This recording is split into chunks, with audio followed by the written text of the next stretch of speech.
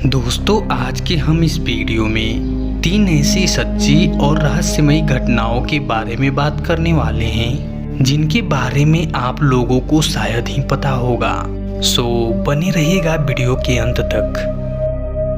Number 1, दोस्तों, Italy के एक फेमस पेंटर जियोवनी ब्रेगोलिन ने सन 1985 में एक पेंटिंग बनाई थी जो देखते ही देखते इतनी मशहूर हो गई कि इस पेंटिंग की 50,000 कॉपीज बनाई गई और इस पेंटिंग को लोग अपने घरों में भी लगाने लगे और उस पेंटिंग का नाम था द क्राइंग बॉय।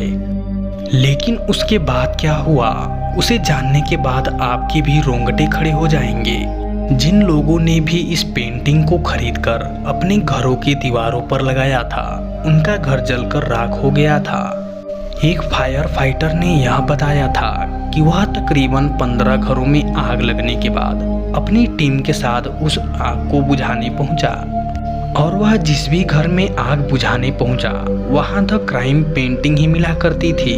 उस फायर फाइटर का कहना था कि घर का सारा सामान जल चुका होता था, लेकिन यह पेंटिंग हर हाल में सही सलामत मिला करती थी। इसके बाद से लोग इस पेंटिंग को श्रापित मानने लगे और लोगों ने इस पेंटिंग को अपने घरों में रखना तक बंद कर दिया और फिर बाद में इस पेंटिंग के सारे कॉपी को जला दिया गया। नंबर 2, नालेबा। दोस्तों, इस नालेबा शब्द में बहुत ही रहस्यमयी और खौफनाक बातें छुपी हुई हैं। दोस्तों, बात है 1990 की, जब बेंगलौर से लगे मल्लेश्वरम और राजाजी नगर गांव में एक डायन का खौफ हुआ करता था।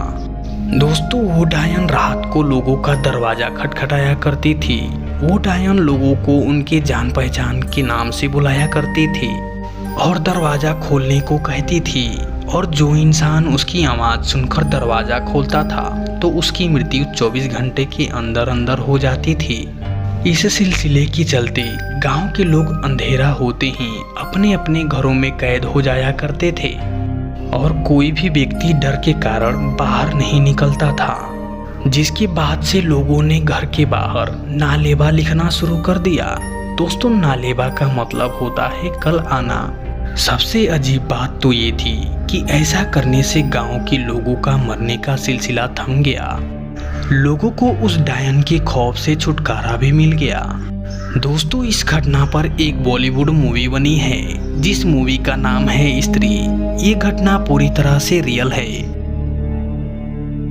नंबर 3, दोस्तों, आप जिस इंसान को अभी देख रहे हैं इनका नाम है गौरव तिवारी, जो कि इंडियन पैरानॉर्मल सोसाइटी का CEO और फाउंडर थे।